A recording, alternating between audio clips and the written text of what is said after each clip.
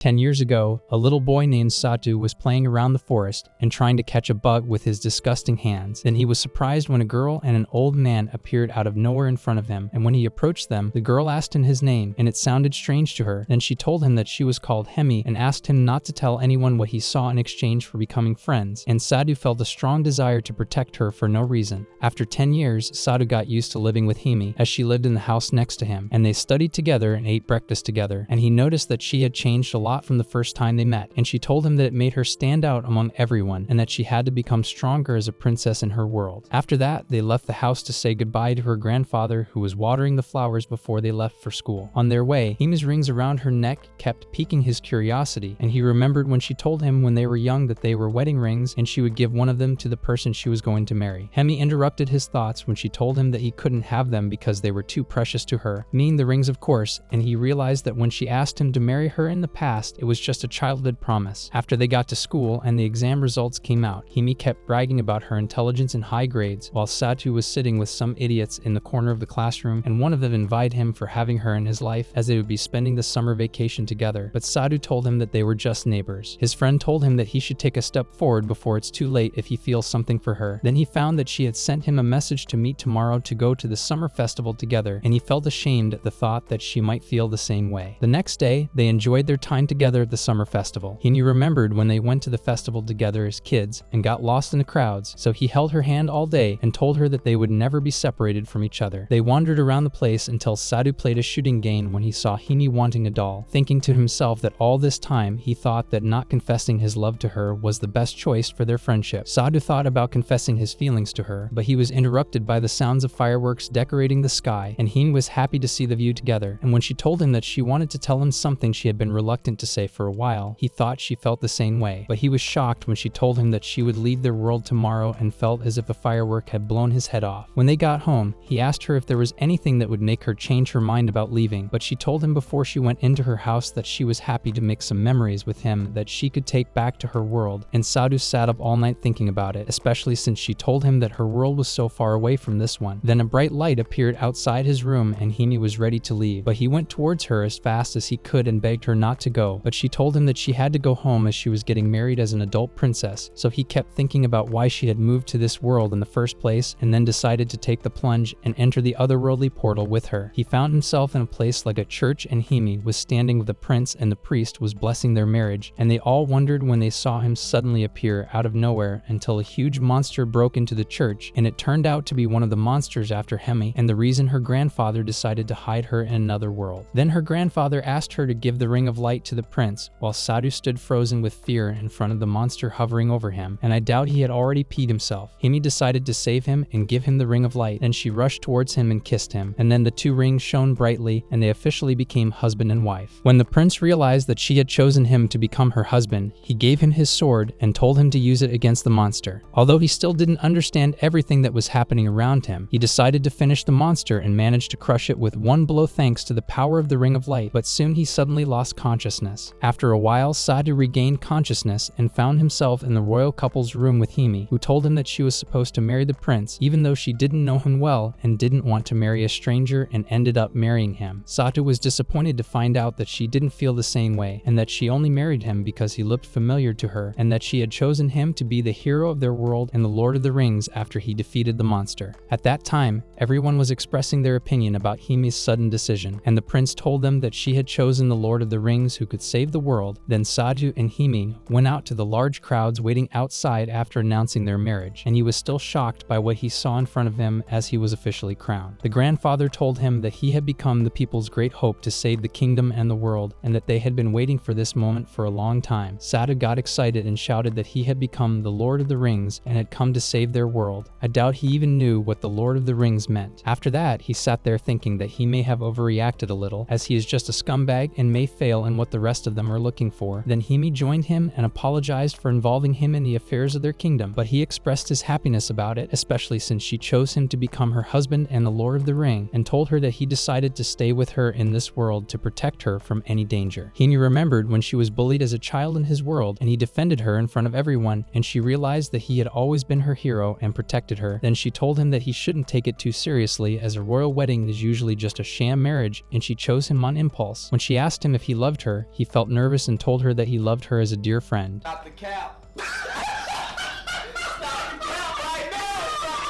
Meanwhile, a group of monsters appeared near the palace after learning of the Ring King's return, and Sadu was surprised that everyone was asking for his help. Himi told them that he does not know how to fight, but her grandfather told her that he can as long as he wears the Ring of Light. So Sadu felt excited and confident and decided to face the monsters. So the grandfather gave him an axe and told him that the ring will give him the strength and light through any weapon he carries, and Sadu decided to do his best to protect everyone. Then Himi kissed him before he left the palace. After Sadu goes outside, he tears apart one of the monsters that tried to attack one of the servants and marvels that he didn't lose consciousness, even though he had already killed 3 monsters. The grandfather tells him that this is because Hime kissed him, which represents the strength of their bond as husband and wife, which was transferred to the power of the ring. Satu wondered if the grandfather was also powerful in this world, and then one of the creatures of the abyss appeared in front of them and found that he was different from the rest of the monsters. But he vowed to use his power to protect everyone, and when he was about to attack him, the Knight of the Abyss pushed him away with a single blow. I read about Sadu found that his axe was broken by the attack. Then Alabaster told him that they must flee immediately. So the knight summoned monsters by the wind to follow them, while Alabaster realized how afraid the Abyssals were of the Ring King to send them such a powerful knight. And when Sadu asked him about him, he told him that he was a knight of the Abyssal King with supernatural magical powers. Alabaster then used his abilities to put a huge rock as a barrier between them and the monsters so that they could escape. But they were shocked to find the Knight of the Abyss standing in front of them on the other side. But soon the prince appeared and put his robe around him and burned him and told them that there was a carriage waiting for them outside and told them to escape from the castle. After that, Sadu escaped with the prince, Himi, and Alabaster, and the prince told him that the monsters managed to control the southern part of the castle. And when Sadu thanked him for his help, he told him that his name is Marmarogias, and he is the second prince of the Jazara's empire and can call him Mars. It seems that I will also do that. Alabaster then tells them that the monsters will start looking for them as soon as they realize that they have escaped, and it will be difficult to defeat higher-ranking monsters like the Knights of the Abyss as long as Satu does not have enough power. Alabaster then explains that he needs 4 more rings to be able to use his full power, which means he will have to marry 4 other princesses along with Himi to get the rings. After that, they went to an inn and found that Satu and Himi would have to stay in the same room as a couple, and after they booked the rooms, they all sat in the reception and Alabaster started telling Satu the story of this world and that it was about to fall under the rule of the Dark Abyss forces, but the Lord of the Rings crafted rings full of magic, which are the 5 elements of nature, light, water, fire, air, and earth. The king fought an arduous battle using the power of the 5 rings and succeeded in defeating the King of the Abyss and sealing him away. Since then, the rings have been passed down from the princesses who married the king for generations in their homelands, and now that the King of the Abyss has returned again in an attempt to regain his power, Sadu must search for the rest of the princesses to marry them and obtain the 5 rings and use their power to defeat the King of the Abyss. After Sadu sat in his room with Himi, he kept thinking about it, and she told him not to worry about it as the marriage is just a formality. Then he started feeling pain all over his body, and when Himi helped him take off his clothes, she found his body covered in bruises and felt that it was her fault for choosing him and involving him in the matter. After she rushed out of the room, Sadu tried to follow her, and on his way he met Mars, who was standing absent-mindedly, and when he realized that something was wrong, he told him that it was a great responsibility to become the Lord of the Rings and admitted that he was relieved to have avoided the duties of the Lord of the Rings and admired Sadu's courage to abandon the world he knew in order to be with the girl he loved. After he continued on his way, he found Himi sitting in the backyard of the inn and finally decided to confess his feelings to her, telling her that he loves her and that's why he's in this world with her. She told him that she's confused as she tried to forget the time she spent in his world and fulfill her duty as a Ring of Light bearer, but is happy to end up married to the man she loves. She then expressed her concern about his responsibility and the fact that he would have to fight evil forces and marry other princesses. She didn't want to see the man she loved do all that and decided to stop pretending and become his wife unconditionally,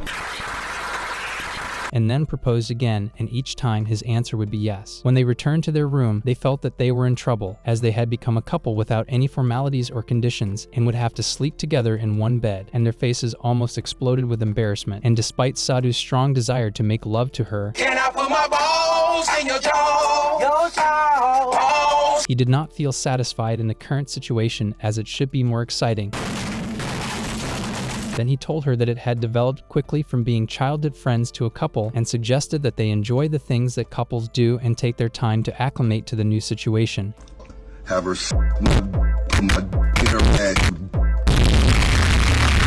The next day, Mars gave them their royal robes before they began their journey to the hidden village of the elves to meet the people of knowledge and obtain the wind ring. When they arrived near the village, they found a violent storm in front of them that they could not cross, and Alabaster told them that it was the elves' storm wall to protect them from intruders. Then they were surprised by the appearance of a giant bear from inside the forest in front of them, and when Sadhu acted foolishly and approached the bear because he thought it was just a harmless wild beast, this provoked the bear even more, and they ended up being chased by the bear until they found themselves surrounded by the storm wall and the bear until one of the villagers appeared and hid them inside a tree. And when the bear tried to break through the storm wall, it flew away to where it came from. Satu was amazed to see the elves for the first time and told them that he was the Lord of the Rings and had come to meet the elf princess. Himi told him that not all countries and villages are cooperative about this matter, so the elves decided to guide them towards the palace, although they thought it would not work because of the rumors circulating about it. When they entered the palace, Sadhu told Himi that he would marry the princess just to get the ring, but when they entered the room, they found her hiding behind a chair, and Sadhu wondered why she was so afraid of him. She was shocked when he told her that he was a hero from another world and had come to save their world, and when she imagined what Sadhu and Himi had done together as a couple, she ran away and hid behind the curtain. When Sadhu asked him who he was, he told them that he was Jade Ramoka, the eldest son of the former king of the winds and the older brother of the princess Nefertis. Sadhu then found himself surrounded by guards pointing their spears at him. Then Jade decided to detain him for some time, so Sadhu wondered why he was detained since he had done nothing wrong, and told him that Nefertis is very shy and sensitive and is not used to meeting strangers, and Sadhu was surprised when he mentioned that she is 54 years old, and what is worse, he thinks that marriage is early for a girl her age. What the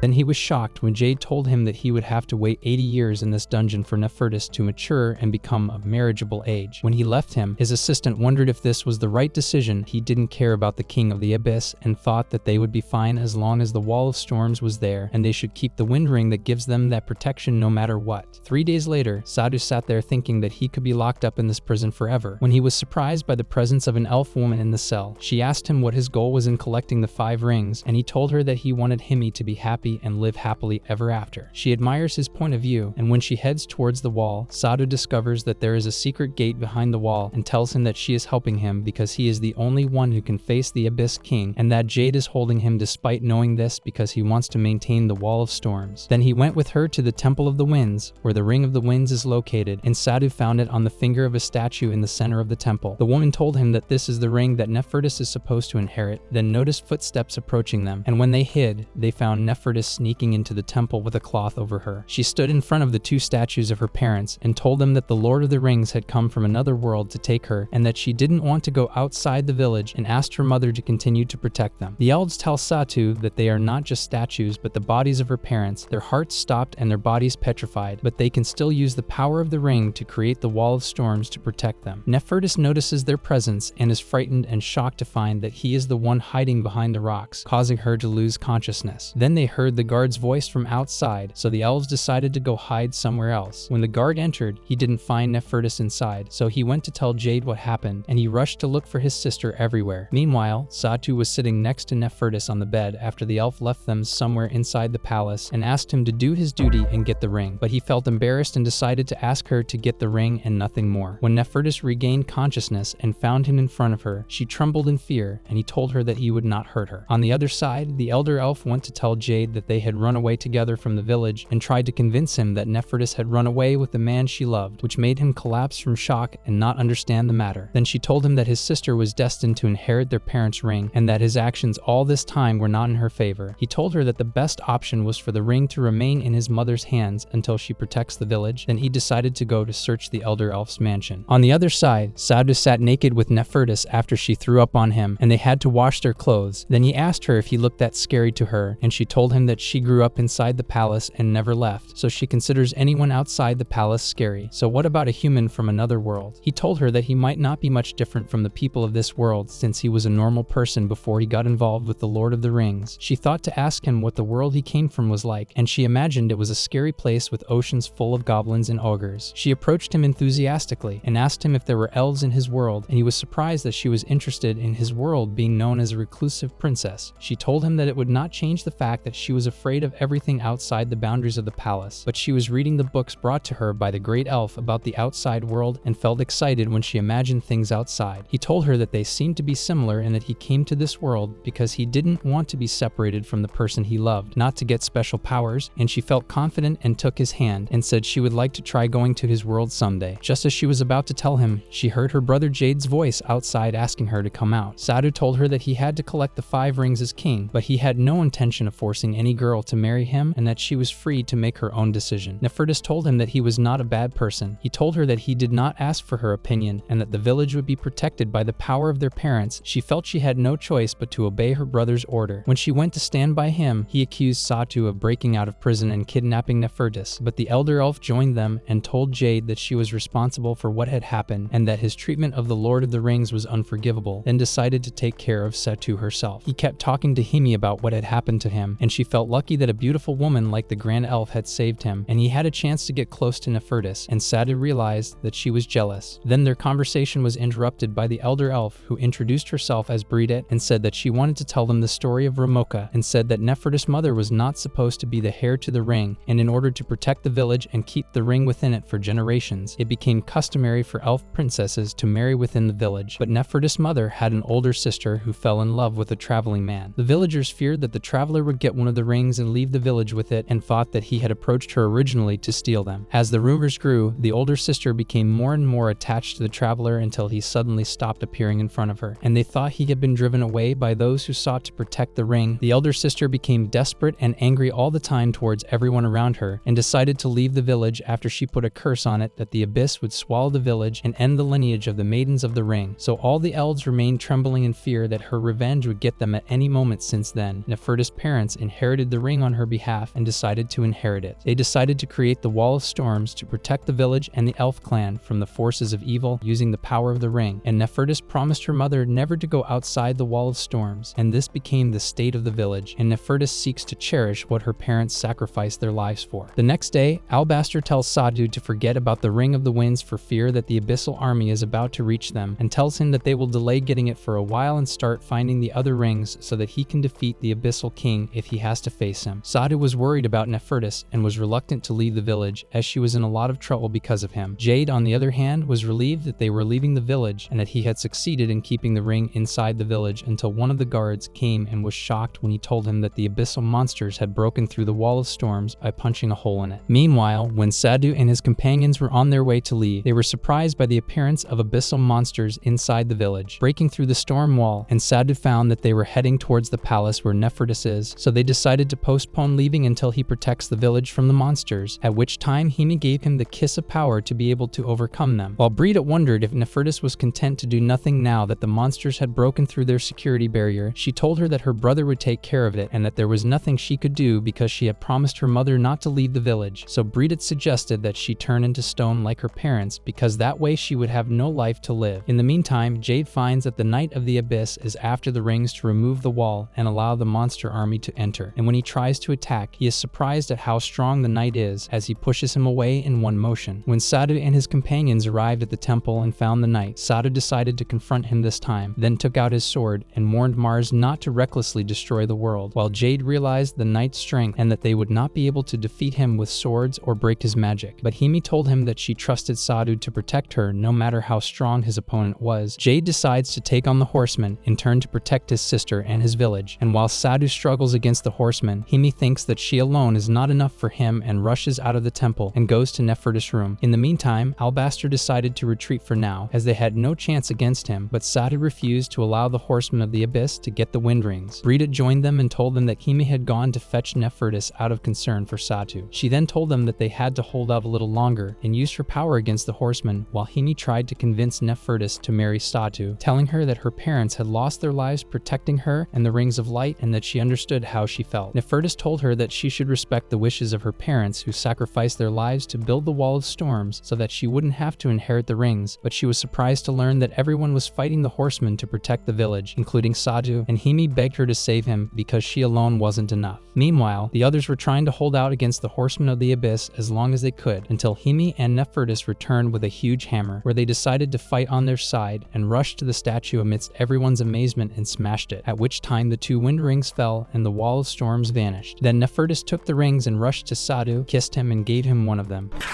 Jade was furious that they were in trouble with the removal of the storm wall and the incursion of monsters into the village, but she told him that Sadu would be able to protect them thanks to the powers of the rings of wind and light, and when she touched his hand, a strong and bright light appeared and a violent wind blew at the same time, causing all the monsters in the village to vanish, and the knight could not withstand the effect of the power of the rings. Sadu took advantage of the right opportunity and headed towards the knight and plunged his sword into his head to break his mask and defeat him, but he soon lost consciousness after his strength was completely drained, and when he regained consciousness in the evening, he found Himi and Nefertiti in front of him. Then Brita told him that he had proven his right to choose the Ring of Light for him. Albaster was surprised when Nefertiti's mother's older sister came in to thank him for saving their village. Albaster told him her name was Smarty, and when they marveled at her presence after all this time, Brita told them that she was the knight behind the mask. Then Brita gave him a black wind ring and told Satu that she was under his control. Smarty said that she found it on her way out of the village and that the ring's powers were able to manipulate her and take advantage of the hatred that was inside her. Albaster then told him that the followers of the King of the Abyss are attacking people all the time, and the black rings give birth to the Knights of the Abyss who control their minds. So he decided to continue their search for the rest of the rings to be able to eliminate the king quickly. But he felt dizzy as soon as he got out of bed, and Brita told him that he had drained a lot of energy and would have died if not for his bond with Himi and Nefertiti. Satu realized that he was now married to two princesses, and Nefertiti suggested that they go to the village's healing spring, and when they did, Satu was embarrassed, while Nefertiti asked Himi to teach her how to be a good wife. Brita joins them, curious about the otherworldly idea of marriage and wanting to learn more. Himi realizes that they have no choice but to make love in front of them, and when she approaches Satu, he refuses to do it against their will.